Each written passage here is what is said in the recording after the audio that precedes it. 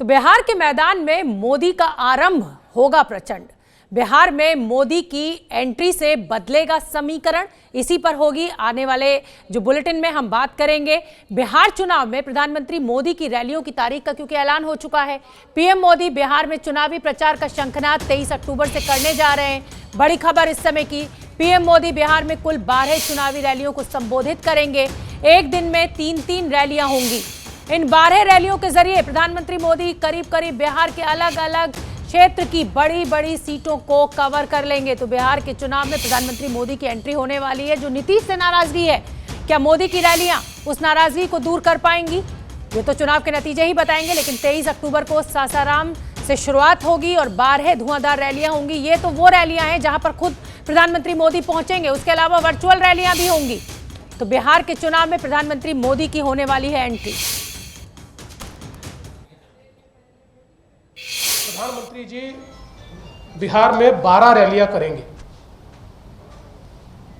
इसमें सबसे पहले 23 तारीख को आदरणीय प्रधानमंत्री जी सासाराम में पहली रैली करेंगे, गया में दूसरी रैली करेंगे और भागलपुर में तीसरी रैली करेंगे। उसके बाद 28 तारीख को प्रधानमंत्री जी का फिर समय हमें प्राप्त हुआ है। 28 तारीख को प्रधानमंत्री जी दरभंगा में पहली रैली करेंगे, मुजफ्फरपुर में दूसरी रैली करेंगे और पटना में तीसरी रैली करेंगे। उसके बाद आदरणीय प्रधानमंत्री जी 1 तारीख को 1 नवंबर को फिर बिहार आएंगे। पहली रैली 1 तारीख को छपरा में करेंगे, दूसरी रैली पूर्वी चंपारण में करेंगे और तीसरी रैली समस्तीपुर में करेंगे। और अंततः फिर एक बार आदरणीय प्रधानमंत्री जी 3 तारीख को बिहार में आएंगे और 3 तारीख को पहली रैली पश्चिमी चंपारण में होगी, दूसरी रैली सहरसा में होगी और तीसरी रैली फारबिसगंज अररिया में होगी। इस प्रकार से कुल 12 रैलियां ये लिखा हुआ सही आदरणीय प्रधानमंत्री जी करेंगे। तो चलिए, तमाम हमारे सहयोगी जो कि इस समय फील्ड में मौजूद हैं और पल पल का अपडेट हम तक पहुंचा रहे हैं कि बिहार में इस बार ऊंट किस करवट बैठने जा रहा है। सासाराम में प्रधानमंत्री मोदी की पहली रैली होनी है और सासाराम से मेरे साथ ज्ञानेंद्र तिवारी जुड़ेंगे। और हम आपको बता दें कि पटना से हमारे राजनीतिक संपादक पंकज झा जुड़ेंगे, आरा से जैनेंद्र और मधेपुरा से आदेश सिंह। मैं पंकज झा से शुरुआत करूंगी। पंकज, नीतीश कुमार से बहुत नाराजगी है, एंटी इनकम्बेंसी का भी फैक्टर बहुत बड़ा फैक्टर है, लेकिन क्या प्रधानमंत्री मोदी की जो रैलियां जब ये शुरू होंगी तो रुख बदलता हुआ आप देख रहे हैं? जी हाँ, देखिए, इसमें कोई दो राय नहीं है कि मोदी सबसे बड़े ब्रांड हैं, भले ही ये चुनाव विधानसभा का ही क्यों ना हो। और देखिए, रैलियों की जो टाइमिंग है, हालांकि वो 23 तारीख से शुरुआत कर रहे हैं सासाराम से, लेकिन जिस दिन पहले दौर का मतदान होगा शोभना, उस दिन जैसे कि 3 तारीख को है, 28 तारीख को पहले दौर का मतदान है, दूसरा दौर का मतदान 3 तारीख को है, 3 नवंबर को। तो दोनों दिन जब बिहार में वोटिंग हो रहे होंगे, मोदी यहाँ रहेंगे। 12 रैलियां हैं बिहार के अलग अलग इलाकों में और ये जानकारी मिली है कि जो एक दिन में 3 रैली होगी, उसमें से एक रैली में नीतीश कुमार होंगे। तो दोनों, मोदी और नीतीश दोनों एक मंच पर दिखेंगे। एक एंटी इनकम्बेंसी का फैक्टर तो है ही, नीतीश यहाँ 15 साल से हैं। दूसरा, दोनों के बीच में यानी जेडीयू और बीजेपी के बीच में जिस तरीके से एलजेपी के तमाम वो उम्मीदवार चुनावी मैदान में हैं जो कभी बीजेपी में हुआ करते थे, जिसको लेकर दोनों पार्टियों के बीच में अंदर ही अंदर खटपट है, तो वो भी मंच से देखना होगा कि मोदी और नीतीश जब साथ साथ होते हैं तो क्या बोलते हैं। लेकिन एक तरीके से वही चुनावी अभियान की शुरुआत होगी एनडीए की, जब मोदी होंगे मंच पर। बिल्कुल, आप बने रहिए पंकज झा और सासाराम में, क्योंकि ज्ञानेंद्र तिवारी मौजूद हैं और पहली रैली सासाराम से ही होनी है प्रधानमंत्री मोदी की। ज्ञानेंद्र, क्या मूड है वहां की जनता का? क्या मोदी के आने से रुख अलग बदलेगा?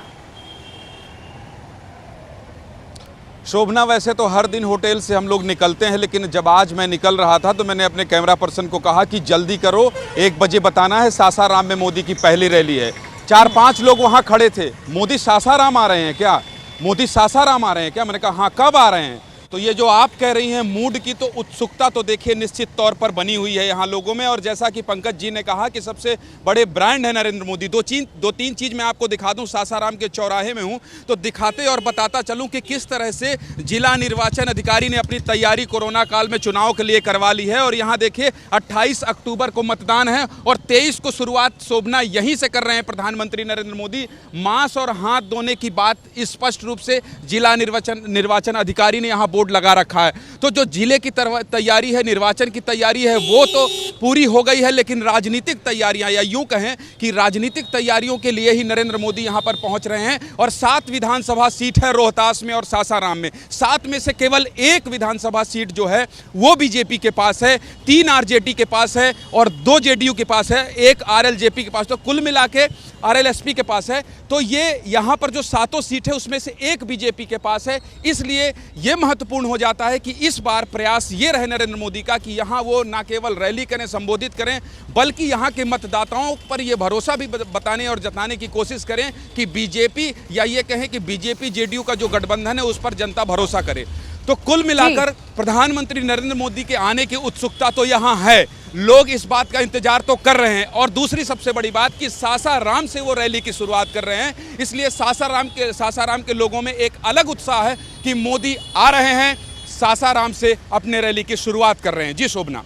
बिल्कुल, आप बने रहिए। ज्ञानेंद्र, एक बड़ा अपडेट आप दे रहे हैं हमें सासाराम की धरती से, जहां से प्रधानमंत्री मोदी की पहली रैली होनी है। और आरा में जैनेंद्र मौजूद हैं।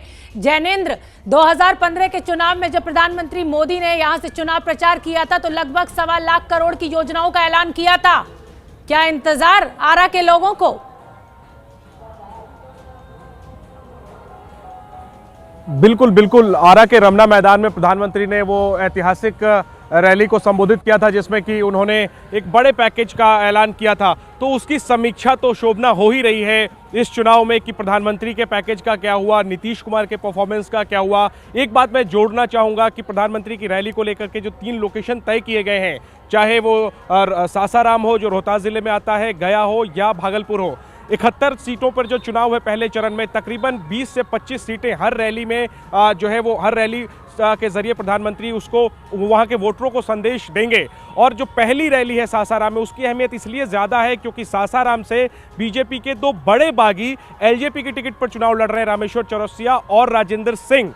दोनों ही बीजेपी के बड़े नेता हैं और सासाराम में जो है वो बीजेपी का खेल खराब कर सकते हैं रोहतास में ये दोनों उम्मीदवार। और इसके अलावा भी सासाराम के बगल में आरा जो है, भोजपुर जिला जहां पर मैं मौजूद हूं, भोजपुर जिले की 7 सीटों पर भी ज़्यादातर सीटों पर मुकाबला जो है वो बागियों की वजह से दिलचस्प हो गया है। तो प्रधानमंत्री के आने से जो एनडीए के वोटर हैं उनकी गोलबंदी होगी और यही फोकस रहेगा प्रधानमंत्री का कि जो वोटर हैं एनडीए के, जेडीयू और बीजेपी के, उनको वो सीधा संदेश दे सकें, एकजुट कर सकें। क्योंकि एनडीए के वोटरों की एकजुटता पर ही जेडीयू और बीजेपी की जीत टिकी हुई है। अगर उसमें बिखराव आया तो सीधे सीधे यहाँ पर महागठबंधन इस इलाके में रोहतास, आरा, बक्सर और कैमूर के इलाके में महागठबंधन और लेफ्ट का जो समीकरण है वो अच्छा खासा मजबूत नजर आ रहा है। तो रणनीतिकारों ने प्रधानमंत्री की जो रैली है वो बहुत सोच समझकर सासाराम रखी है ताकि वोटों का बिखराव जो है वो ना हो। और प्रधानमंत्री तो मास्टर कैंपेनर है, जब वो बोलेंगे उस दिन का तो इंतजार रहेगा ही कि आखिरकार क्या नैरेटिव प्रधानमंत्री सेट करते हैं। क्योंकि नीतीश कुमार को भी प्रधानमंत्री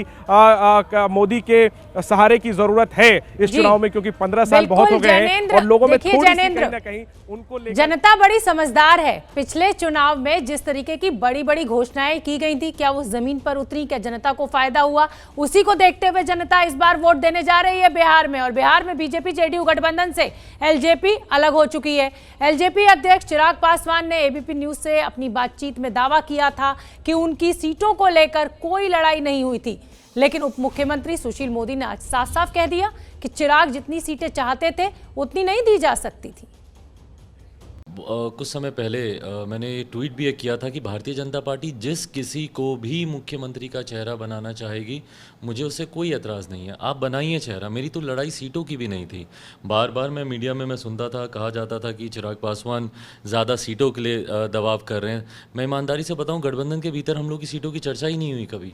मेरी तो खास तौर पे नहीं हुई, मेरी भारतीय जनता पार्टी के तमाम वरिष्ठ नेताओं से मेरी निरंतर मुलाकात हुई।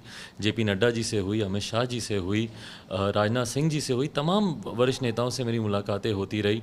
बट सीटों की संख्या को लेकर कभी हम लोगों ने चर्चा नहीं की, और मैं इस बात को बहुत स्पष्ट रूप से मैं कह रहा हूँ। बीजेपी और लोक जनशक्ति पार्टी के बीच सीटों के बंटवारे पर जो बैठक हुई, हम जितनी सीटें देना चाह रहे थे उसे काफ़ी ज़्यादा सीटें वो मांग रहे थे, और इस कारण से वार्ता टूट गई और अब लोक जनशक्ति पार्टी अलग चुनाव लड़ रही है।